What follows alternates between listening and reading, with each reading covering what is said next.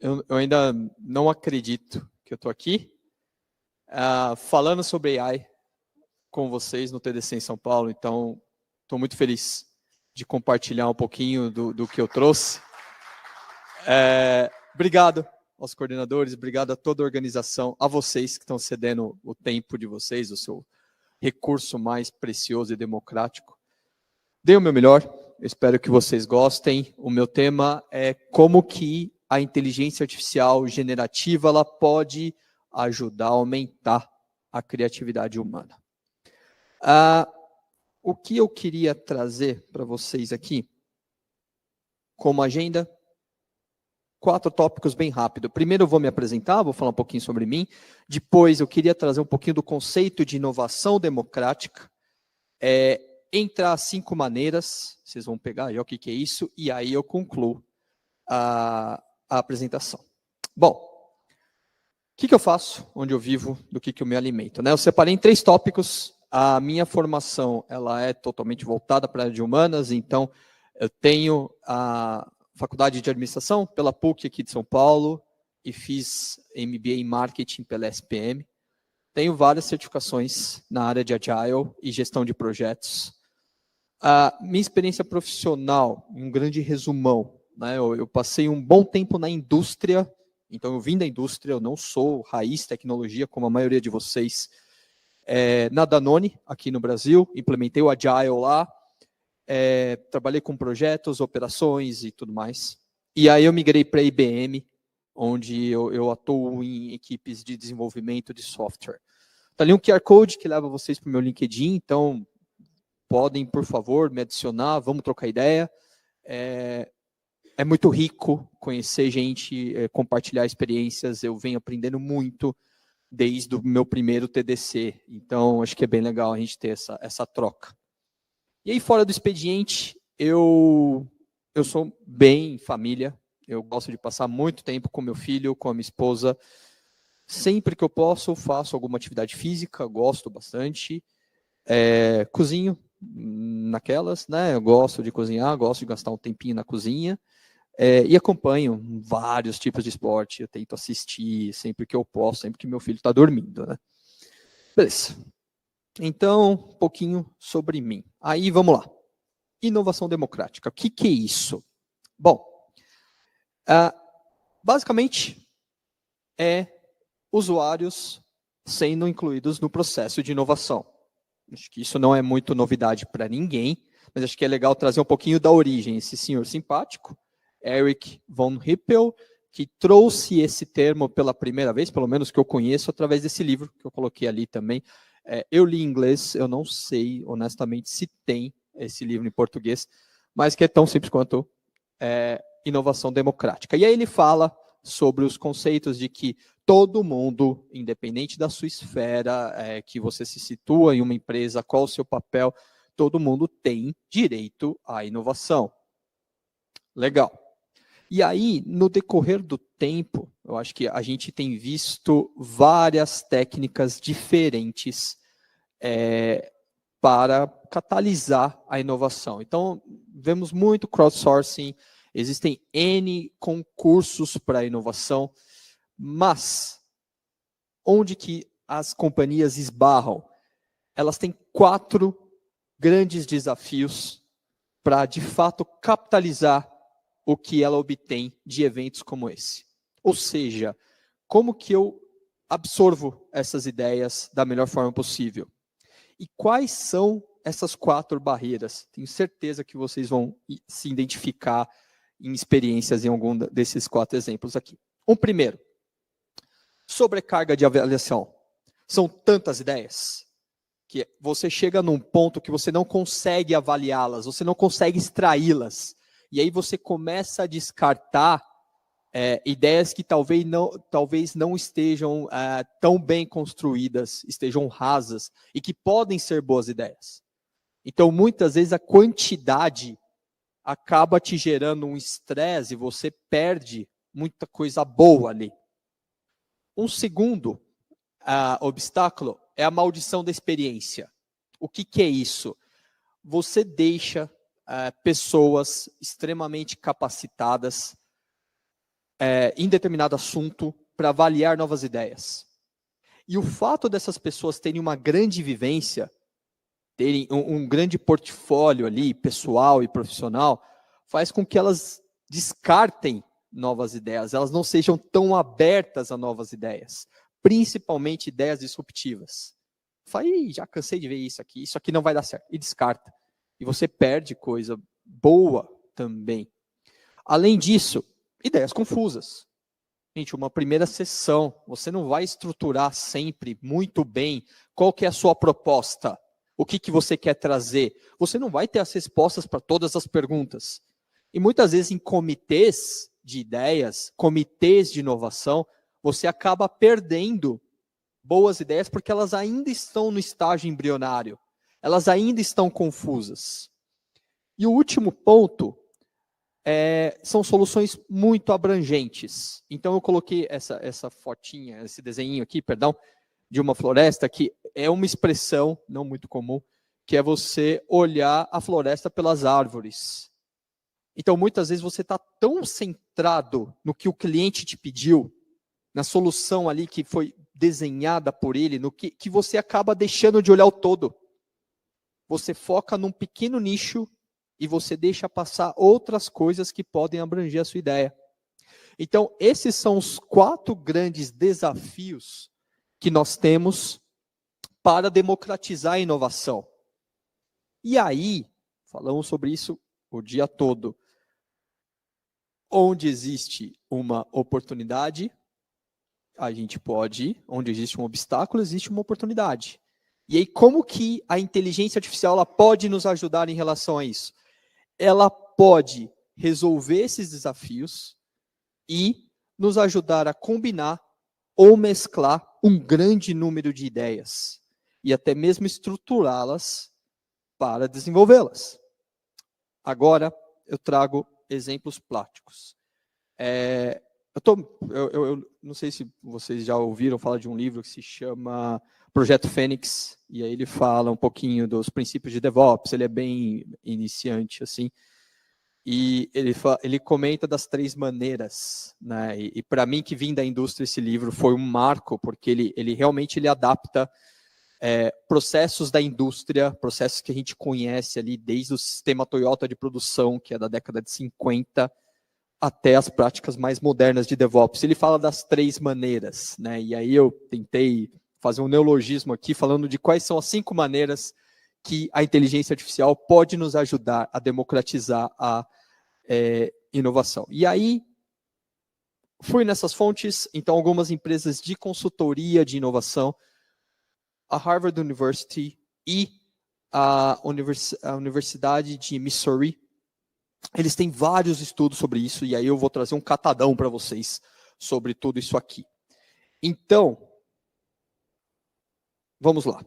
Quais são essas 5 maneiras? Uma, e aí eu vou entrar um pouco mais no detalhe de cada uma delas, tá? Promover o pensamento divergente. Depois, desafiar aquele viés da especialização. Auxiliar na avaliação dessas ideias. O 4, apoiar o refinamento dessa ideia e facilitar a colaboração com e entre usuários. Entrando em uma dessas maneiras, eu utilizei essas 3 ferramentas aqui. O Midjourney e o Stable Diffusion, todas são gratuitas, tá? Versões beta mais simples, tá? São prompts que traduzem imagens e textos, textos e imagens, me desculpa. E um tal de ChatGPT, que acho que ninguém ouviu falar nada ainda, a gente quase não falou sobre isso hoje, né? Mas, são 3 exemplos. Vocês estão cansados de saber que tem N ferramentas disponíveis aí, às vezes até melhores do que essas, mas, confessando para vocês, foram essas 3 que eu me baseei para produzir esse material aqui. Então, a primeira maneira, promover o pensamento divergente. Como que as ferramentas de inteligência artificial podem nos ajudar? Nesse exemplo, eu usei o Midjourney e o Stable Diffusion, e ela pode ajudar fazendo associações entre conceitos ainda remotos e produzindo ideias. Exemplo. Peguei os dois extremos de animais e falei, me gera um elefante borboleta. Aí ele foi lá e gerou figura da esquerda. Em cima desse elefante borboleta, eu queria ter tipos de produto que eu posso comercializar. E aí, ele gerou uma série de produtos.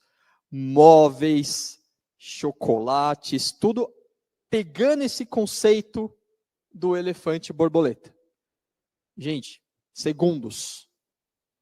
Então, a gente, quanto tempo, né? Falamos muito sobre isso hoje. Quanto tempo a gente gasta gerando esse tipo de ideia? E a gente tem ferramentas que já podem trazer isso prontas, né?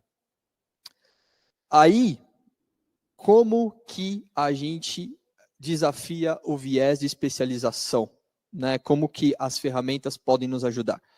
Inspirando os designers a pensar além da caixa. Voltamos à discussão de UX aqui. E tirar os seus preconceitos, e aí fazer produtos fora da caixa mesmo. Então, trazendo mais um exemplo.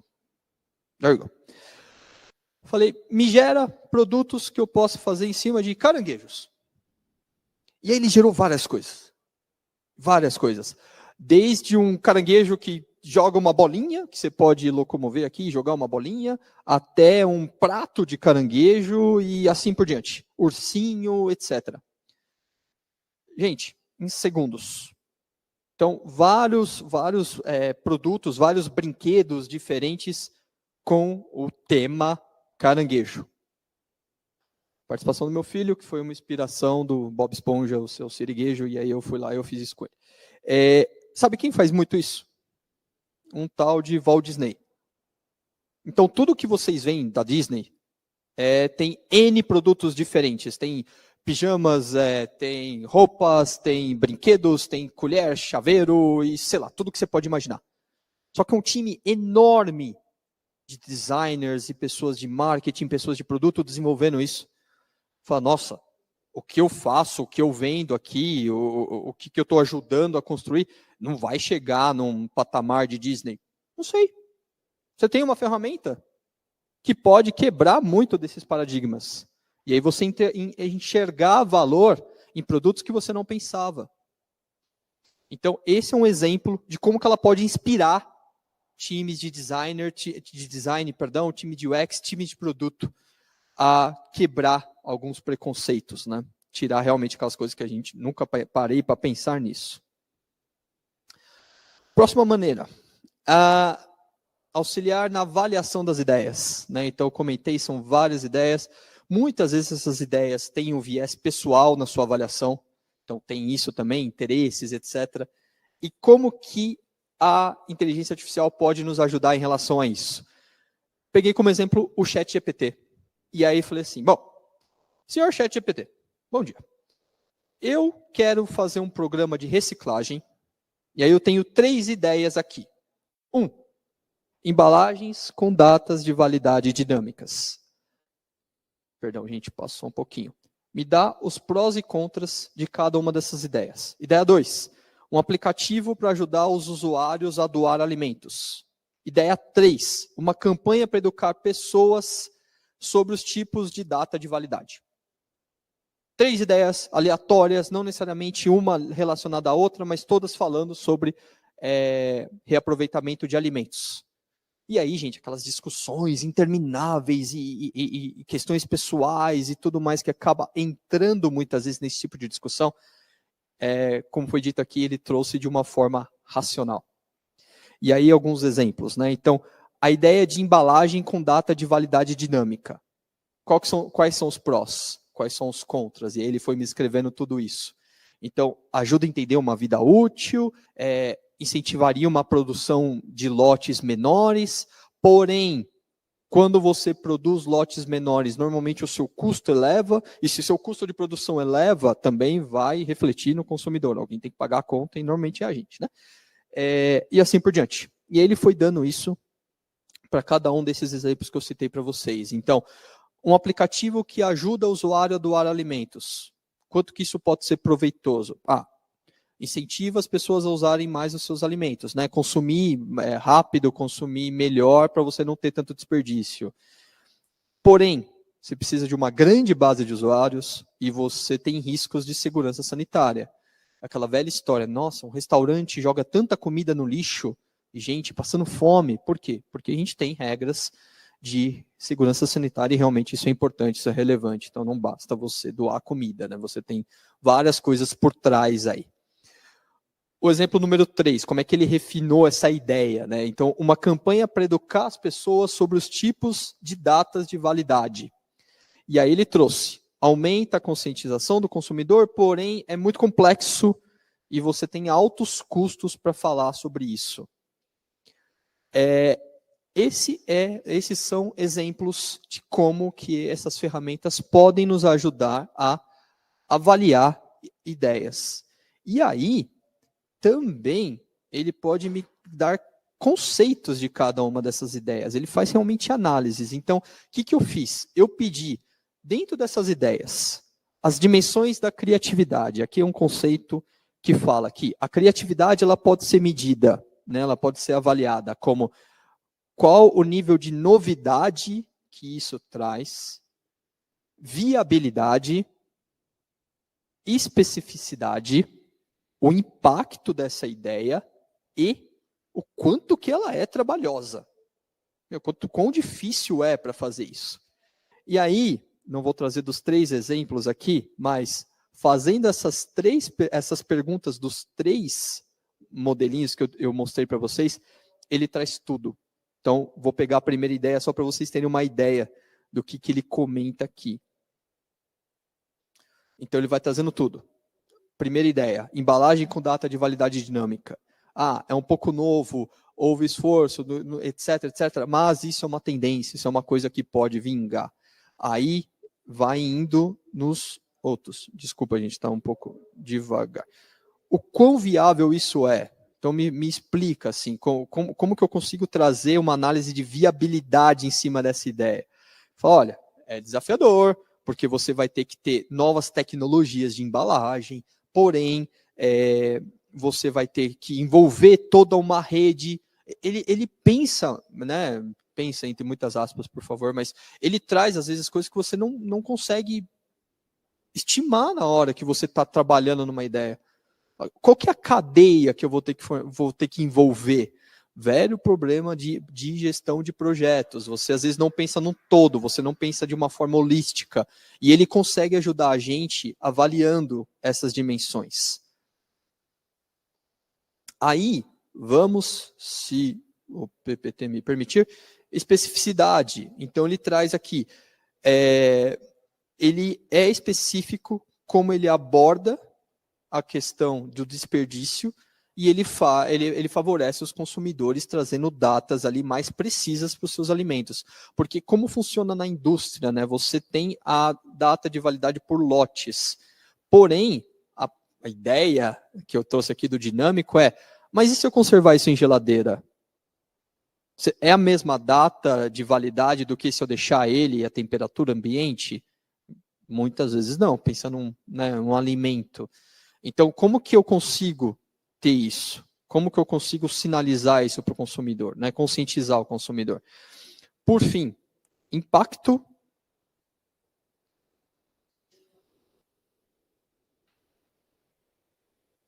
Perdão, peraí. Aí ele traz bem resumido, bem direto, né? Ele pode ter um impacto significativo na redução do desperdício, porque você tem ali data de validade mais precisa, então você consegue se programar melhor. Quem nunca consumiu um iogurte que está lá a data de validade daqui a uma semana, quando você abre o negócio já está meio podre? Né? Esse é um exemplo que uma data de validade dinâmica poderia ajudar, e é mais ou menos isso que o ChatGPT tentou me ajudar explicando ali. Aí, por fim, da parte da viabilidade, ele fala, olha, você vai precisar de um bom nível de expertise, então não é qualquer um que vai conseguir implementar isso, e não é uma solução rápida, que é um peso que a gente tem para definir, né, priorizar ideias, avaliar ideias. Então, ele já coloca isso, olha, dentro do que se tem disponível, não vai ser uma solução rápida. E aí, gente, qual que é o nosso papel? Pegar tudo isso, analisar e tomar decisão. A ferramenta de AI não vai tomar decisão por nós. Então, aí é que entram os humanos. Como que, indo para a quarta maneira, né? Então, como que ele pode nos apoiar em relação ao refinamento dessas ideias?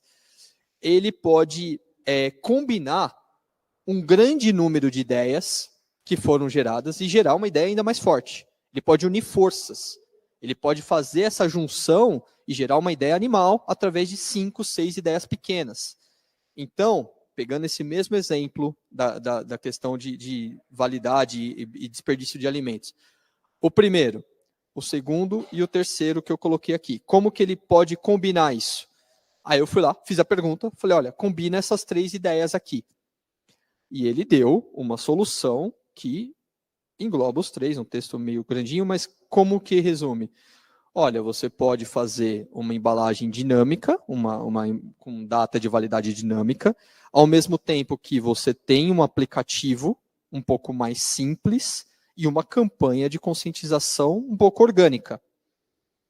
Então ele juntou as 3 ideias, não com o escopo inicial que eu tinha desenhado ali, que eu tinha questionado, mas meio que ele conseguiu pegar o que de melhor e mais fácil cada uma tem para implementar e fez uma solução só, abrangendo tudo isso.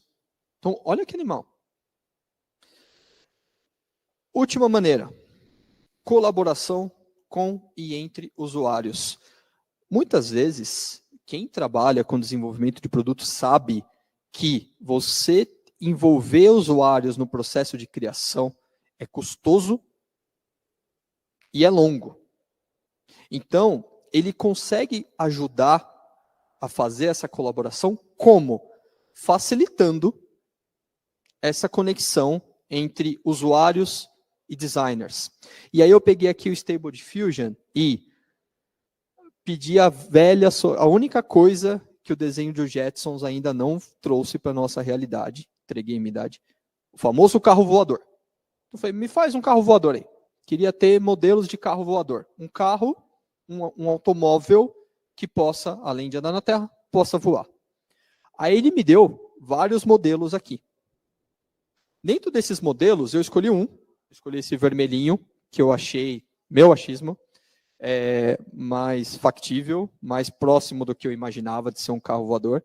Falei assim, tá, pega esse modelinho vermelho aqui e me gera um carro voador em formato de águia.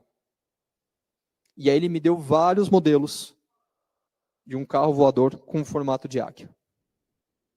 Dentro desses N modelos aqui, eu achei o que me parecia mais próximo de uma realidade, esse último também. E aí eu fiz um outro pedido para ele. Dentro desse último modelo,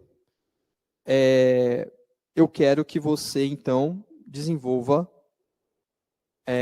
ideias e ferramentas em cima disso aqui. Então, aqueles conceitos que eu trouxe do exemplo anterior, eu podia explorar um pouquinho mais desse último aqui. Então, o que a gente fez? Nós resumimos N sessões de ida e volta, ida e volta, ida e volta, e tempo, e discussões, através de uma ferramenta que me gerou em segundos. Beleza? Conclusão. De tudo que eu passei aqui para vocês, ou pelo menos eu tentei passar, existe, e nós falamos muito sobre isso hoje, uma apreensão sobre o que vai ser inteligência artificial, aonde ela vai chegar, se ela vai tomar meu emprego, se vai ser Skynet e etc, etc, etc. Porém, tudo pode se resumir onde ela consegue me ajudar. E ela pode nos ajudar catalisando a nossa criatividade. A nossa criatividade, a criatividade humana, ela é infinita. Ela não tem limites. E como que eu consigo trazer a inteligência artificial para o meu lado e me ajuda a expandir isso? Que esse é um dos diferenciais do humano. Nós ainda somos criativos, nós somos mais criativos.